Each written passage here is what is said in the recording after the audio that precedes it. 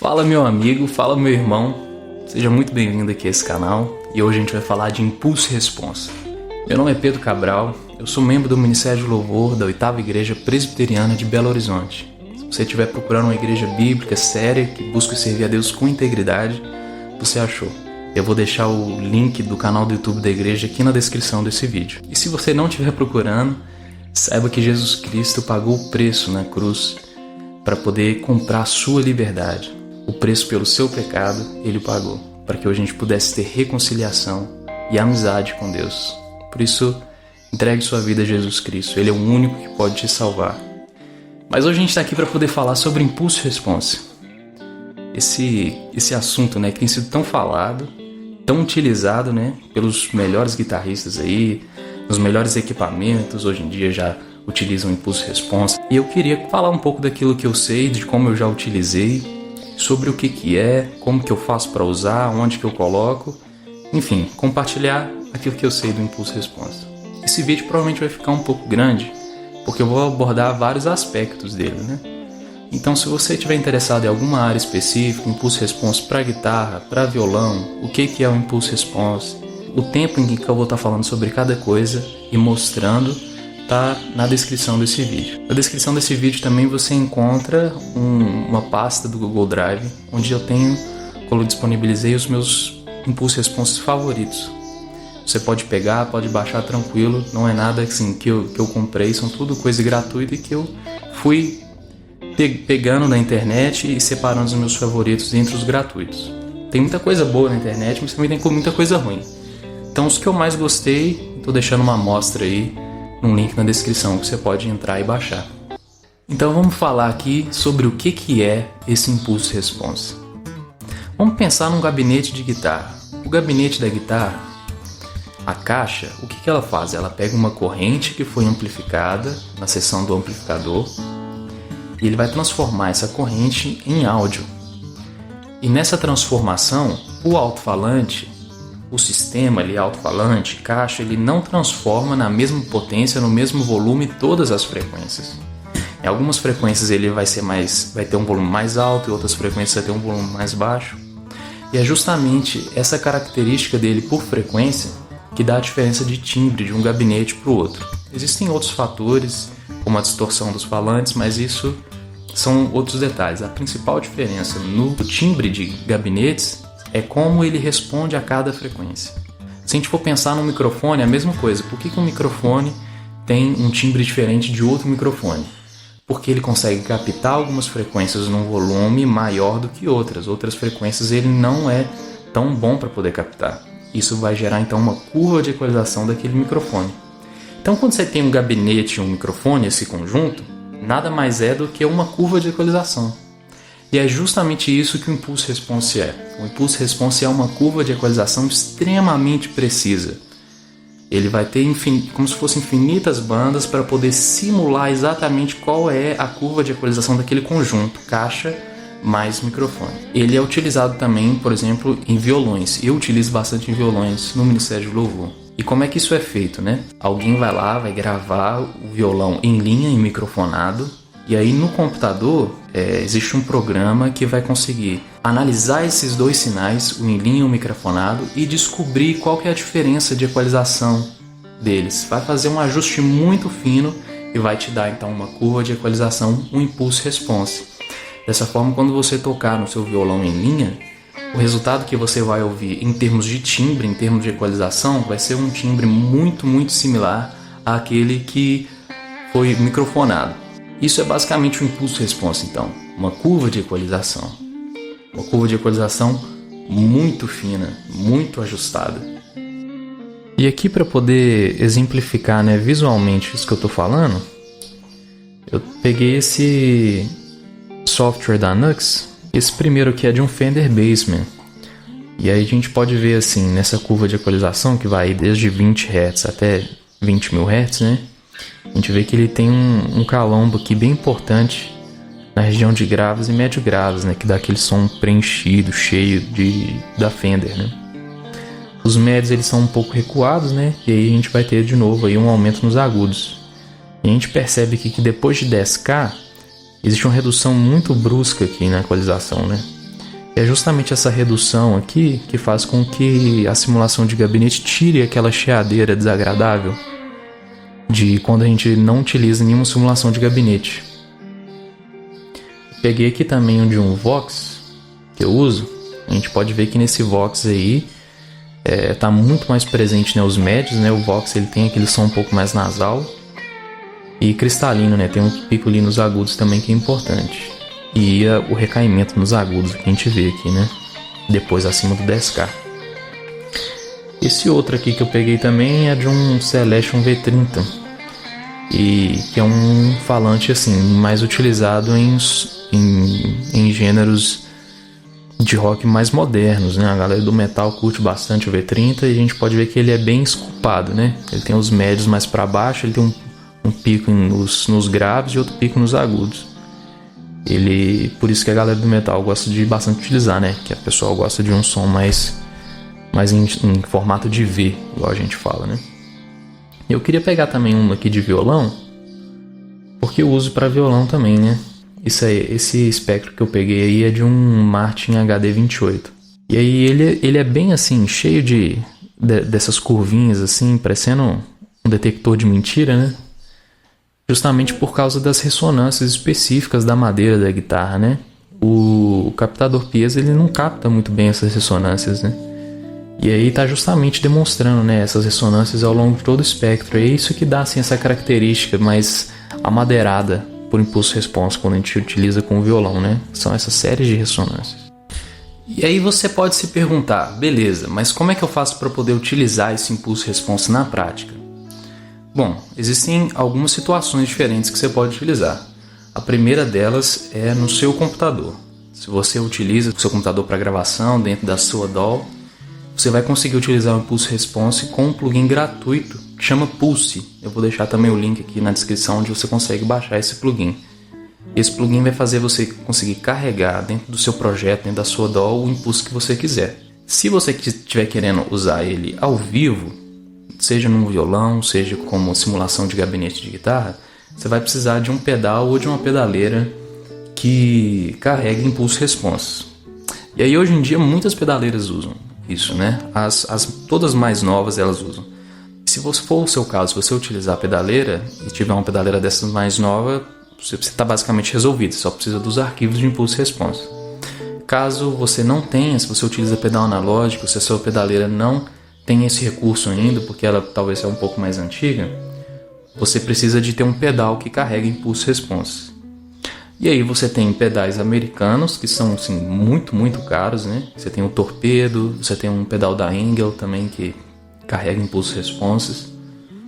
Mas existem pedais muito baratos chineses, da Moore, da Nux e da Curvave, que carregam esses impulsos responses. Vou deixar também link aqui na descrição onde você consegue comprar esses pedais.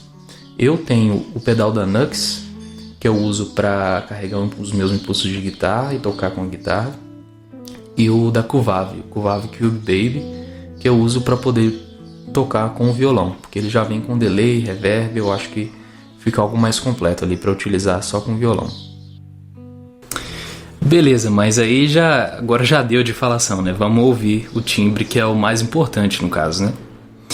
E o que eu sempre vou fazer aqui é colocar o timbre sem impulso nenhum. Depois eu vou colocar com um impulso, um Fender, um Vox, um Marshall, eu vou mudando. E conforme vou mudando, vai estar escrito aí na tela o que cada impulso que eu estou usando é. Tá certo? Então vamos ouvir primeiro aí um timbre clean com o captador do braço dessa Telecaster.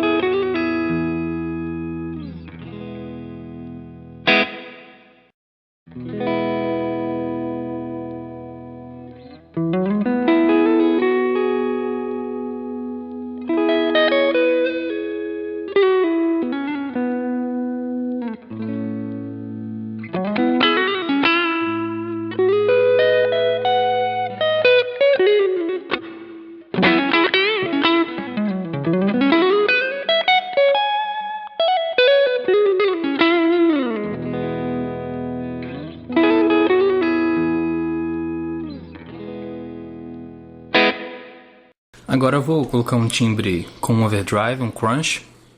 E da mesma forma, vou passando por diferentes impulsos e responses. E agora eu estou no captador da ponte dessa Telecaster.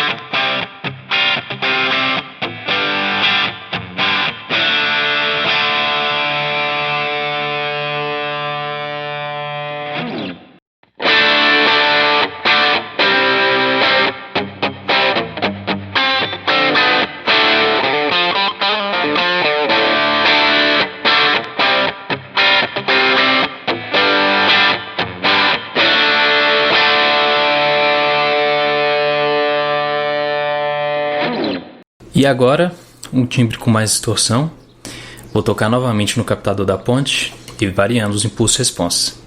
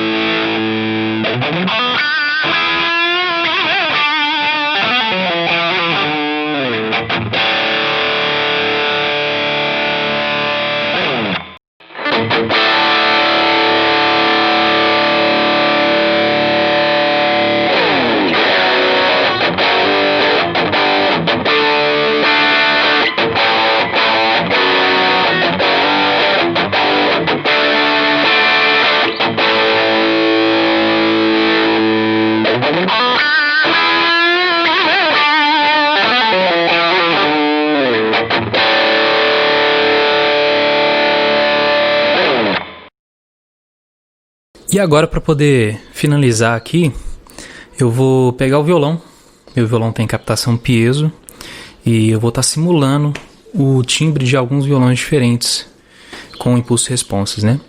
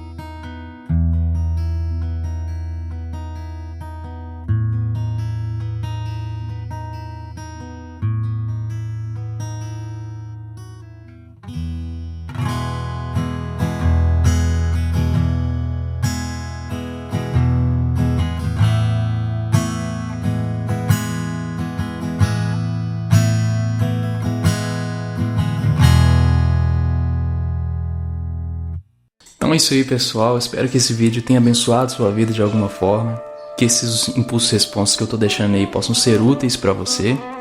E se não forem, eu acredito que só esse compartilhamento aqui de conhecimento, né, de experiências, já tenha sido muito bacana. Deixe nos comentários também o que você acha, se você usa, como você usa, qual pedal você usa, se você usa na sua pedaleira, se você concorda ou discorda de alguma coisa que eu falei aqui também, deixa aí, vamos ter uma conversa, uma discussão sadia. Valeu, até a próxima.